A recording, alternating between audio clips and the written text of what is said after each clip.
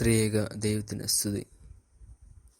യേശു കർത്താവ് തൻ്റെ സൗഖ്യദായ ശുശ്രൂഷയിൽ കുഷ്ഠരോഗിക്ക് എപ്രകാരമാണ് സൗഖ്യം നൽകിയത് എന്നതാണ് നാം ചിന്തിക്കാനായിട്ട് പോകുന്നത്.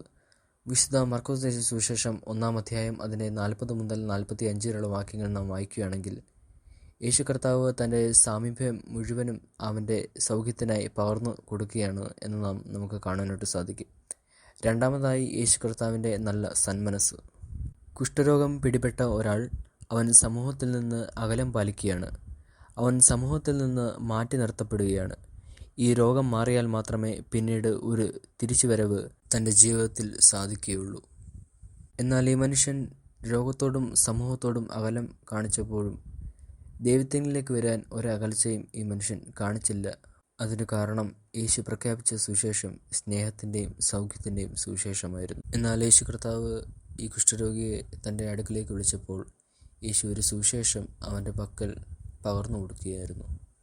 തന്നെ തേടിയെത്തിയ കുഷ്ഠരോഗിയെ അവൻ അവിടെ ഇട്ടിട്ട് പോയില്ല, അവനെ ആട്ടിപ്പായിച്ചില്ല. എന്നാൽ യേശു അവിടെ തന്നെ നിന്നു, അവനെ നോക്കി, അവൻ്റെ കൈ നീട്ടി, അവനെ തൊട്ടു, അവന് സൗഖ്യമായി. നമ്മുടെ സ്വന്തം വിശ്വാസത്തിലും പ്രതിബദ്ധതയിലും വിലയിരുത്താനുള്ള ഒരവസരമാണ് ഈ നോമ്പുകാലം.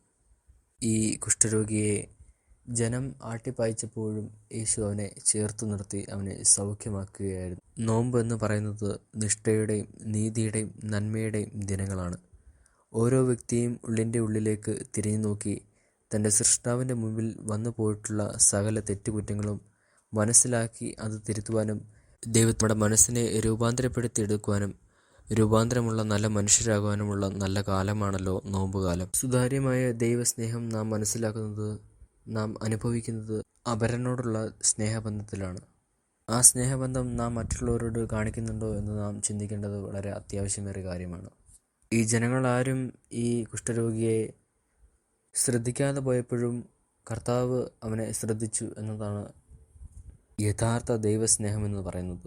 ആ യഥാർത്ഥ ദൈവസ്നേഹം ഈ നോമ്പ് കാലത്തിൽ നമ്മുടെ ഏവരുടെയും മനസ്സിലുണ്ടായിരിക്കണം. ആ വലിയ യഥാർത്ഥ സ്നേഹമാണ് നമ്മുടെ കർത്താവ് നമുക്ക് വേണ്ടി കാൽവറി ക്രൂശിൽ യാഗമായി തീർന്നത്. ഈ നോമ്പ് കാലത്ത് ക്രിസ്തുവിനെ അടുത്തറിയുക എന്നതായിരിക്കണം നമ്മുടെ നിയോഗം. അവനോട് കൂടെയായിരിക്കണം നമ്മുടെ യാത്ര.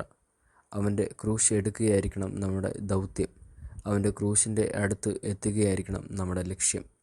അങ്ങനെ അവൻ്റെ മരണത്തിൽ പങ്കാളികളാക്കി അവൻ്റെ ഉയർത്തെഴുന്നേൽപ്പിനെ കൊണ്ടാടുന്നവരായി വിശ്വാസ സമൂഹമായി ഇരുപ്പാൻ ദൈവം നമ്മെ ഇടയാക്കട്ടെ എന്ന് പ്രാർത്ഥിച്ചുകൊണ്ട് എൻ്റെ വാക്കുകൾ നിർത്തുന്നു. ദൈവം നമ്മെ അനുഗ്രഹിക്കട്ടെ. ആമീൻ.